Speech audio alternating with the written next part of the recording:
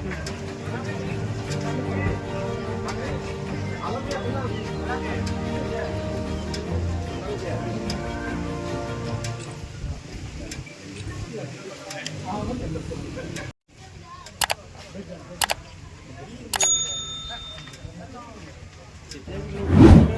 तो छिपा हुआ किसी से नहीं है कि मधुबनी में स्वास्थ्य की व्यवस्था क्या है, सरकारी हॉस्पिटल हो या प्राइवेट हॉस्पिटल।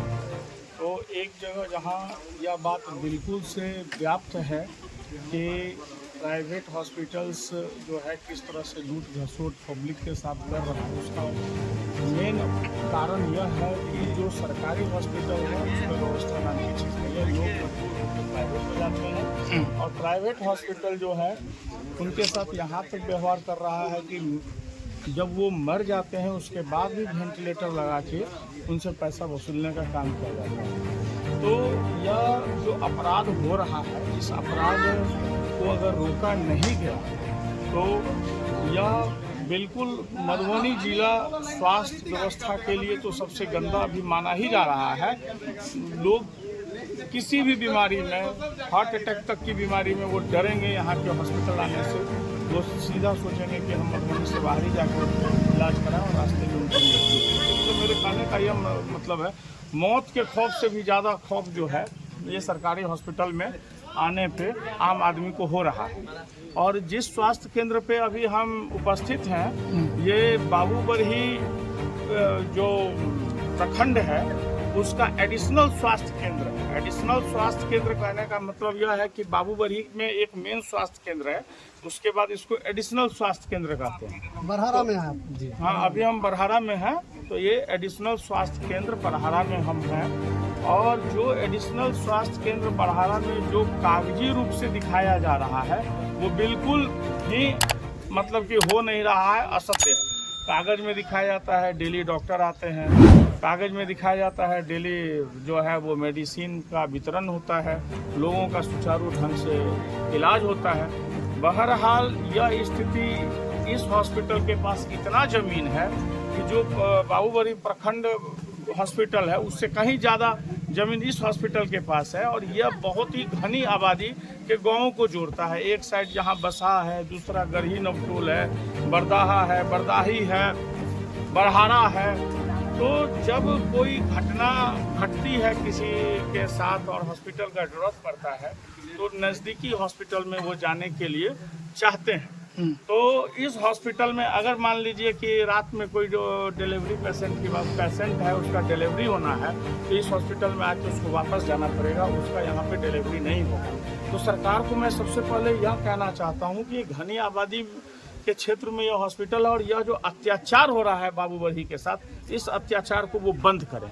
जो यहाँ पे व्यवस्था है सबसे पहले उस सरकारी व्यवस्था जो दिए हुए हैं उसको वो सुचारू ढंग से तुरंत चालू करने का काम करें। इसके बाद इसका जीर्णोद्धार करें। इसके काफ़ी ज़मीन है और यहाँ पे एम्बुलेंस की व्यवस्था, इसका जीर्णोद्धार करें कि गांव के जो आम लोग हैं, जो गरीब लोग हैं, जो इस पे आश्रित हैं, वो इसका फ़ायदा उठा सकें। तो इस अपराध को बंद करें। नहीं अगर इसको सुचारू ढंग से चालू किया गया तो फिर बाबूबरही में जो है सो बहुत ही बड़ा एक आंदोलन किया जाएगा, जन सैलाब उमड़ेगा। तब सरकार को अपनी गलती पे पछतावा होगी कि वाकई रूप से हमारे पदाधिकारियों ने गलत किया है। हमने बहुतों बार राष्ट्रपति महोदय जी को पत्र लिखा, स्वास्थ्य मंत्री महोदय को पत्र लिखा, ACS हेल्थ को पत्र लिखा और इंक्वायरीज वगैरह हुई है।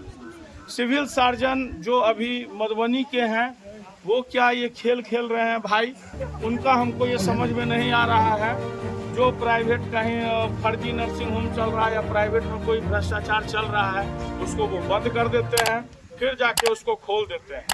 मतलब वो सेकंड सरकार हो गए हैं, सरकार का वो मिसयूज कर रहे हैं। अरे उनको चाहिए कि अपने मधुबनी जिला में, मधुबनी जिला के अंतर्गत ये बाबूबरही आता है, उनको चाहिए कि वो खुद से विजिट करें और खुद से विजिट करके देखें कि सरकार के द्वारा जो मुहैया कराई जा रही है वो मिल रहा है कि नहीं मिल रहा है। इसके उपरांत वो क्या करते हैं, बंद कर दिया, खोल दिया, बंद और खोल का काम कर रहे हैं ये सिविल सर्जन जो मधुबनी है। दूसरी बात हम यह कहना चाहेंगे, ये कुछ फर्जी नर्सिंग होम वगैरह सब खोल के बड़ा बड़ा प्रचार करता है, बड़ा बड़ा बोर्डिंग का बोर्ड लगा के काम कर रहा है। ये सब जो फर्जी कर रहा है इसको तुरंत बंद किया जाए, इंक्वायरी किया जाए।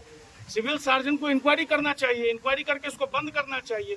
जो स्वास्थ्य के साथ अपराध हो रहा है, जो कोई रोग से बिलख रहा है, मर रहा है, उसको तुरंत उपचार चाहिए। उसके साथ जो कोई अपराध करता है उसको तो किसी भी तरीके से क्षम्य करने योग्य है ही नहीं। जब हम आपको अभी बताएंगे, कुछ दिन पहले नवजीवन हॉस्पिटल पे जिस तरह की घटना हुई वो लिखित रूप में सामने आई। खुद सिविल सर्जन ने कहा इसने गलत किया है। ओटी का नोटबुक मांगा गया, डॉक्टर आते हैं जाते हैं, उसका रिकॉर्ड मांगा गया। आज पेशेंट जीवित है तो आपने 50,000 या 25,000 फाइन लगा दिया। वो पेशेंट अगर मर गया होता या वो महिला पेशेंट जिसके साथ नग्न अवस्था में रखा गया, अगर उसको कुछ हो जाता तो क्या ये 50 और 25,000 फाइन करके छोड़ते? तब क्या ये अपराध बदल जाता? तो मैं या सिविल सर्जन को भी कहना चाहूंगा कि इस तरह का एक्शन लेने से वो बाज आ जाए और प्रॉपर एक्शन ले, जिससे कि ये स्थिति यहाँ पे सुधर जाए।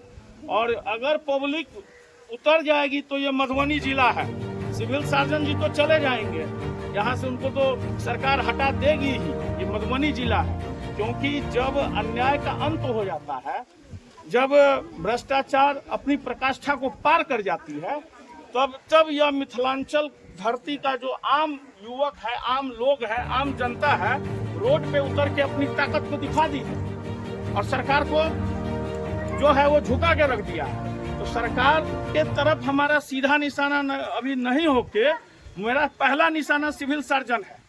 और मैं इस बात को सरकार तक पहुंचाऊंगा कि आखिर मधुबनी जिला में बाबू बरही के साथ इतना बड़ा अन्याय क्यों? अगर सरकारी रजिस्टर में डॉक्टर के आने का मेंटेन हो रहा है, दवाई खर्चे का मेंटेन हो रहा है, तो वह आम लोगों को क्यों नहीं मिल रहा है? और सिविल सर्जन खुद इसकी जांच क्यों नहीं करते हैं और आम लोगों के बीच में जाके रिव्यू रिपोर्ट क्यों नहीं दिया जाता है? क्या गरीब आदमी शोषण के लिए ही बना है? शोषित ही करते रहिएगा।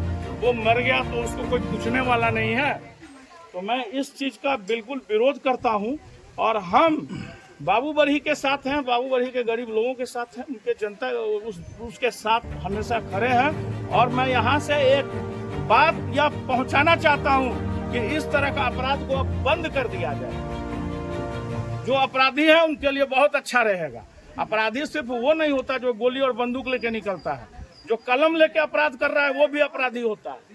आप MBBS हो गए, आप MD हो गए, आपने बड़ी बड़ी डिग्रियां ले ली, अमेरिका तक जाके आपने डिग्रियां ले ली और गांव में यहाँ पे आके अत्याचार कर रहे हैं आप। तो ये पढ़ा लिखा जो अपराधी है वो बड़ा अपराधी है।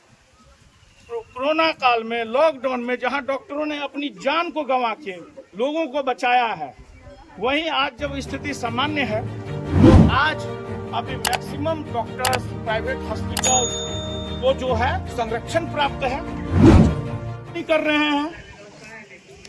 तो इस चीज को बंद किया जाए, सरकारी हॉस्पिटल को अच्छे से चलाया जाए कि प्राइवेट हॉस्पिटल की उसको जरूरत ना पड़े।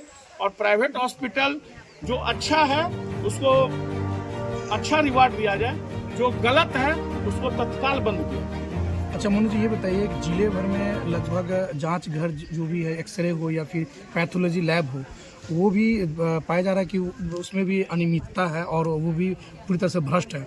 उसके विषय में आपने कुछ किया? देखिए, इन लोगों को लाइसेंस मिल जाता है इजीली। आप जाइएगा, आप सोचिएगा हमको पैथोलॉजी लैब खोलना है, 2-4 गो कागज का क्राइटेरिया कंप्लीट कीजिए, पैसा लगाइए, खुल जाता है।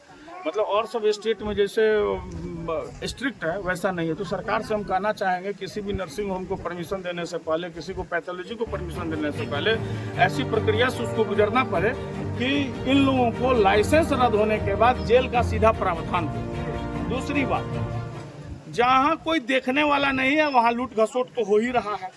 जिसको मन जैसे वो वैसे लूट घसोट कर रहा है। और जो ईमानदार डॉक्टर हैं उनको कहीं ट्रांसफर करके कहीं कोना में दे दिया जा रहा है।